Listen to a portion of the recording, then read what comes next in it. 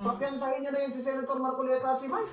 Campaign donation niya, may nagbayad pa ng donors tax. Saan ang plunder dyan kung nagbayad ng donors tax? Kasi na binayaran ng tax ang gobyerno, ibig sabihin, hindi nila tinago. Sabihin nila, hindi naman dineclare dun sa Comelec. Sinabi nga ng Comelec, dismiss na yun. Sabihin nila naman. Yung jurisdiction ng Comelec ngayon, malabo na.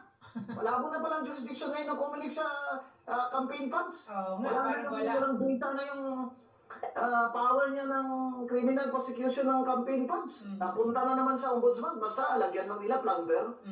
Lahat na lang, ipa-plunder nyo. Ito pa, yung donation na 30 million, 10 million, 20 million ni Mike Defensor at dalawang kaibigan niya. Pinag-totot ng more than 50 million para lang ma-plunder. Justice talaga yan, ombudsman. Talagang habulin nyo ito si Gutesa, habulin nyo kasi hindi naman pwede yan na ganyan lang, pinaglalaroan niya yung justice system. Paano yan kung magkasundo naman yung magkabilang panig, ombudsman and the other party attorney? Si Martin. Paano yan? Masyado ng lubog dito sa baha si ombudsman. Hindi na pwedeng kakainin niya suka niya dito. Sinabi niya ng beses eh.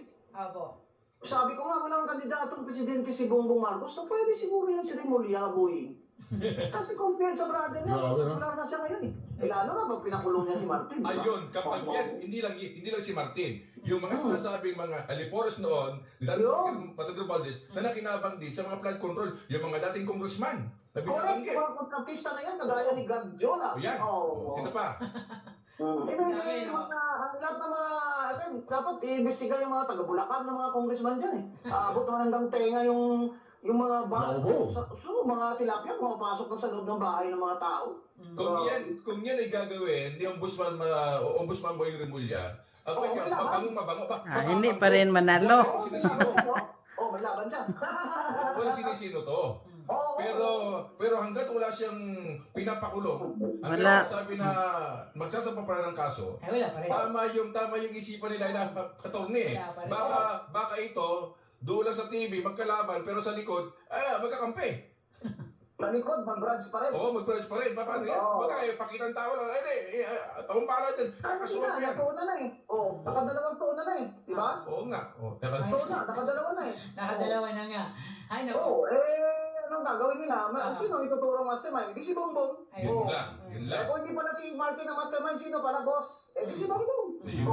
Gusto ba ni Bongbong yan? Siyempre hindi, di ba? Di ba? Well, dito sa wala na talaga. Kung sa chess pa, Mate. checkmate na. Checkmate na. Wala na pupuntahan. Checkmate. Wala na.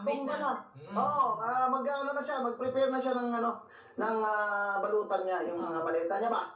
Maleta niya ng potato chips. Malaki. Maleta niya. Maraming maleta ito. Yung kasya tayo sa maleta nila. But anyway. Dapat gawin.